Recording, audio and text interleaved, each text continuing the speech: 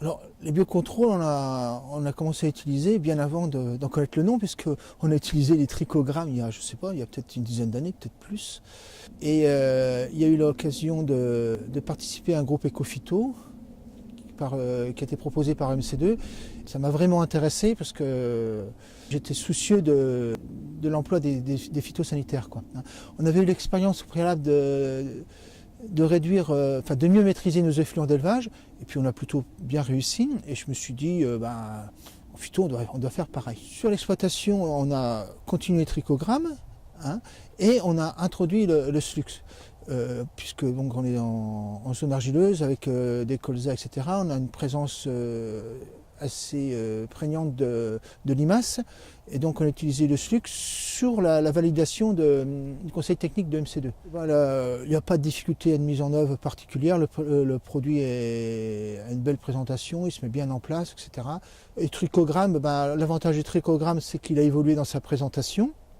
C'est un peu plus simple à positionner. Ça marche, indéniablement ça marche. On a la chance de ne pas avoir une trop grosse pression pyrale.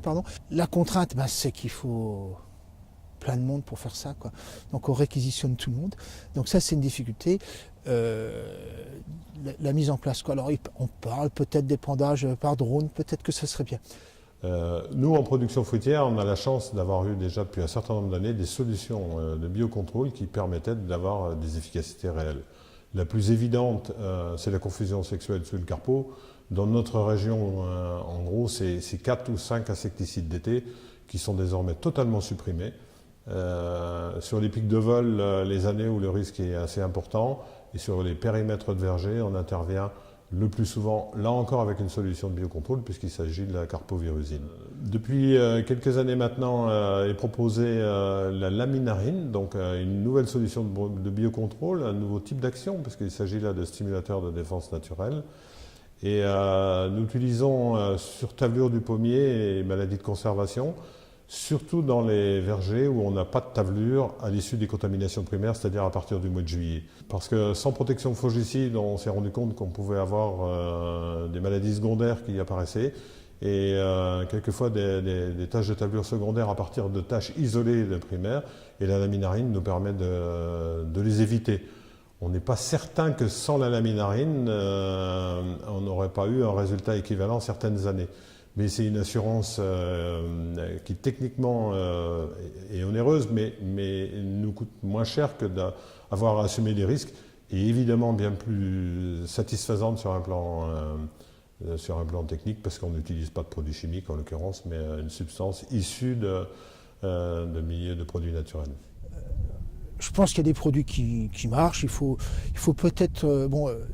ça c'est sûr, mieux observer, ça c'est une évidence, mais c'est même pour les produits classiques. Et puis après, sur les biocontrôles, ça demande plus d'anticipation.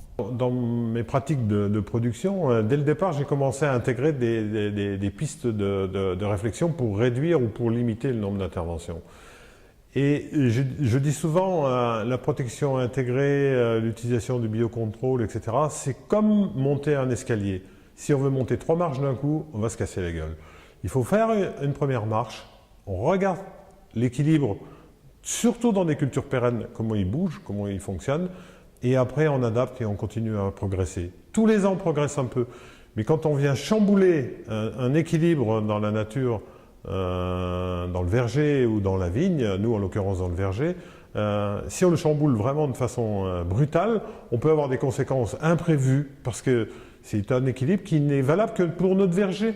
Donc il faut déjà complètement intégrer, quand on fait un choix nouveau qui permet de réduire un nombre d'interventions avec des produits d'origine chimique, il faut en mesurer les conséquences, et après on repasse une étape supplémentaire.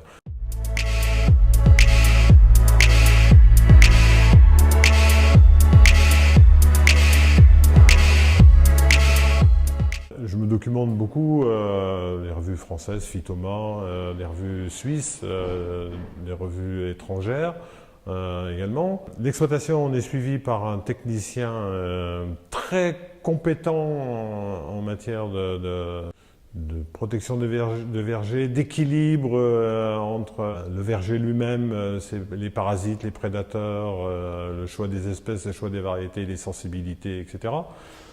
En fait, on est plutôt à la recherche, à l'attente. Moi, quand je consulte les revues, je recherche des pistes nouvelles pour compléter celles qui existent déjà. C'est EMC2 qui fait les essais et qui nous fait l'appui technique. C'est eux qui nous apportent les préconisations et qui nous donnent les axes de mise en œuvre, quoi.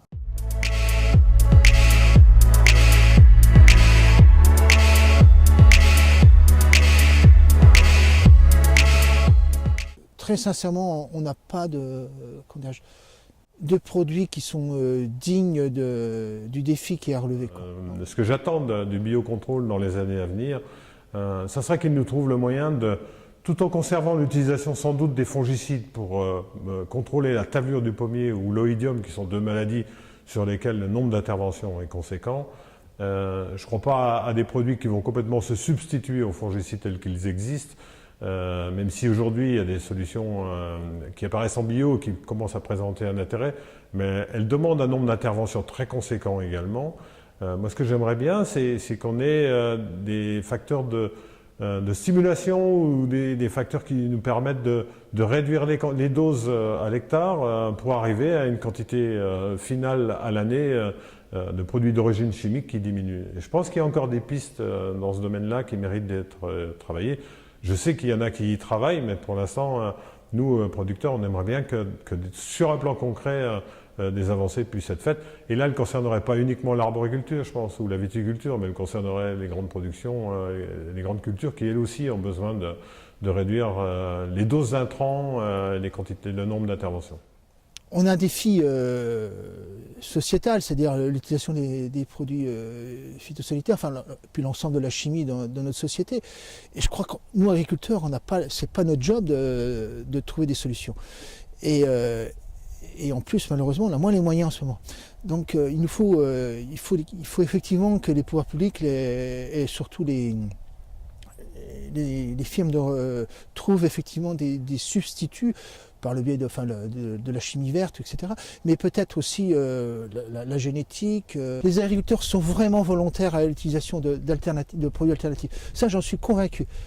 Mais sans moyens, sans réels moyens techniques, et puis en plus avec les problèmes économiques, je crois qu'on ne pourra pas y arriver sans une vraie recherche, une vraie volonté d'aboutir, quoi. Et on ne pourra pas expliquer aux agriculteurs qu'il faut moins produire, ça j'y crois pas. Très sincèrement, j'y crois pas. Je crois que les agriculteurs veulent produire de bons produits oui, on est vraiment prêt, mais on est prêt. Proposez-nous quelque chose, quoi. C'est simple. Le consommateur, il nous interpelle en permanence.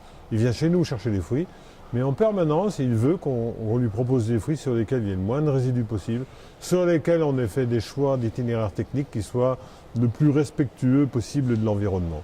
Et donc, cette sollicitation-là, on a la chance de l'avoir. Et quand on travaille avec la grande distribution ou si on travaille avec des coopératives, ce qui n'est pas notre cas, ou du négoce, on n'aurait pas les mêmes sollicitations. Donc, on est conditionné par les attentes de nos clients consommateurs.